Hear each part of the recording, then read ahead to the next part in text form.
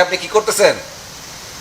আমি ভাই একটা মেসেজ আজকে কয়েকদিন ধরে দিচ্ছে ভাই বেজিং হাঁস নিয়ে। অবশ্য মেসেজটা দেখতেছি, উনি 2-3 বার আগেও দিছে, এখন আবার দিছে। আপনার উনি প্রশ্ন করছে, দিদার ভাই আমি বেজিং হাঁস পালন করতে চাচ্ছি, কিন্তু খাকি ক্যাম্বেল জিন্ডিংয়ের মতো ডাক প্লেগ এবং ডাক কলেরা ভ্যাকসিন লাগবে কিনা, এবং আমি কি ভ্যাকসিন ছাড়া হাঁস পালতে পারবো কিনা, এই ব্যাপারে যদি জানান তাহলে আমি খুব উপকৃত হতাম।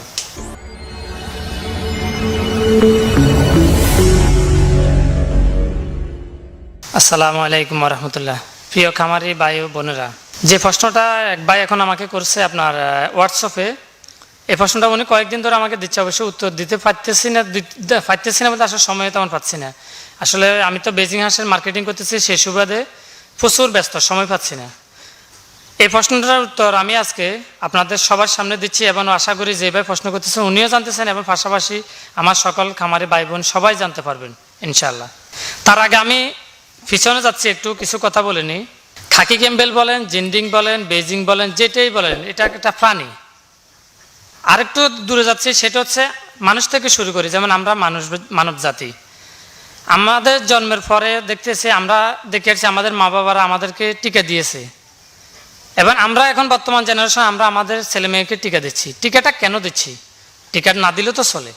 আমরা টিকাটা এই জন্য দিচ্ছি যে আপনার সরকারিভাবে সরকার নিজে এবং আপনার আমাদের দেশের আপনার স্বাস্থ্য মন্ত্রণালয় থেকে শুরু করে প্রত্যেকেই একটাই ভাষণ, আপনার যখন বাচ্চা জন্মার পর থেকে তাদেরকে বেশ কয়েকটা, বিশেষ করে ডাক, হাম, আপনার এই ধরনের বেশ কয়েকটা টিকা দিয়ে যাচ্ছে। এগুলা দিলেও তো চলে।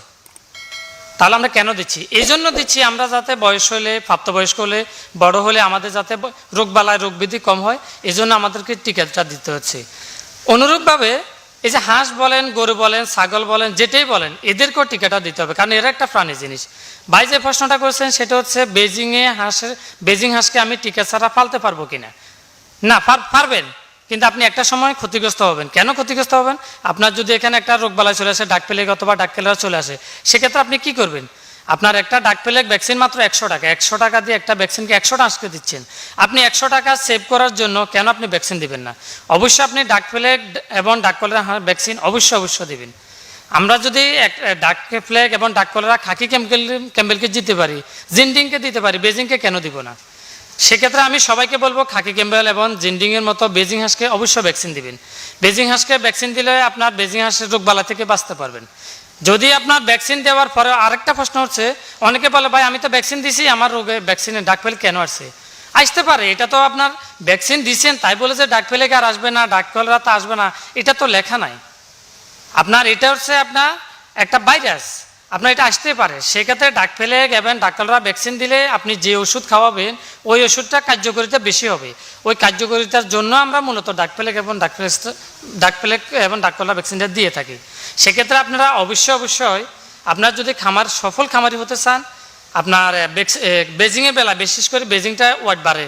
আমাদের বেজিংগুলো আপনার 28 থেকে 30 দিন 1 কেজি হয়ে যায়। সেক্ষেত্রে আপনারা 18 থেকে 21 দিনের ভিতরে প্রথম ডাক প্লেগ ভ্যাকসিনটা দিয়ে দিবেন, এবং 38, 40, 42 দিনের মাথায় আরেকটা ডাক প্লেগ দিয়ে দিবেন, এবং 60 থেকে 65 দিনের মাথায় একটা কলেরা ভ্যাকসিন নিয়ে দিবেন। তাহলে ইনশাল্লাহ আমরা মোটামুটি একজন সফল খামারি হিসাবে গড়ে উঠতে পারবো। আজকে আমি আপনাদেরকে যে প্রশ্নটা উত্তর দিয়েছি, যে ভাই আমাকে প্রশ্ন করেছে, তার উচিলায় আপনারা যদি সবাই অন্তত এই ভিডিওটা দেখেন, আশা করি আপনারা উপকৃত হতে পারবেন। তাহলে আপনারা যদি বিন্দু পরিমাণ আমার ভিডিও দেখে উপকৃত হতে পারেন, তাহলে এটা হচ্ছে আমার সার্থকতা। প্রিয় খামারি ভাই ও বোনেরা, বাংলাদেশের 64 জেলায় যারা বেজিং হাঁস পালন করতেছেন, মার্কেটিং করতে পারতেছেন না, আমি ইনশাল্লাহ আপনাদের দেয়া প্রতিশ্রুতি রাখতে পেরেছি এবং রাখতেছি। সেটা হচ্ছে আমি বাংলাদেশের 64 জেলা থেকে যারা বেজিং হাঁস পালন করতেছেন ওই হাঁস আমি ফেরত নিচ্ছি।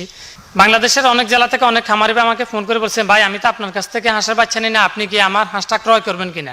হ্যাঁ, ইনশাল্লাহ অবশ্যই ক্রয় করবো। কেন ক্রয় করবেন না? বাংলাদেশের 64 জেলার সকল খামারি যদি আমার থেকে বাচ্চা নেয়, তাহলে বাকিরা কি করবে? সবার থেকে, যেখান থেকে আপনারা ইচ্ছা নিতে পারেন, কোনো সমস্যা নেই। তবে সেক্ষেত্রে আপনার হাঁসের বয়স হতে হবে 90 দিন প্লাস, এবং হাঁসের ওজন হতে হবে সর্বনিম্ন 2 কেজি। সেক্ষেত্রে আপনারা, আমি একজন 64 জেলায় যাওয়া সম্ভব না, সেক্ষেত্রে আমি হয়তো আপনাকে ঠিকানা দিয়ে দিব যে সব জায়গাগুলোতে আমি হাঁসগুলো ডেলিভারি দিচ্ছি, মানে বিক্রি করতেছি। আপনারা সেই সব জায়গাগুলোতে অবশ্যই হাঁসগুলো নিয়ে আসবেন। হাঁসগুলো আনার পরে আমরা স্কেলে উঠাই সাথে সাথে আপনাদেরকে ক্যাশ পেমেন্ট দিয়ে দেবো। আমি যদি আপনাদের এই উপকারটা করতে পারি, এটা হচ্ছে আমার সার্থকতা। আপনারা সবাই আমার জন্য দোয়া করবেন, সার্বিক সহযোগিতা করবেন। আপনাদের দোয়া সহযোগিতা এটাই কামনা করতেছি। আজকের জন্য এখানে শেষ করছি। আসসালামু আলাইকুম রহমতুল্লাহ।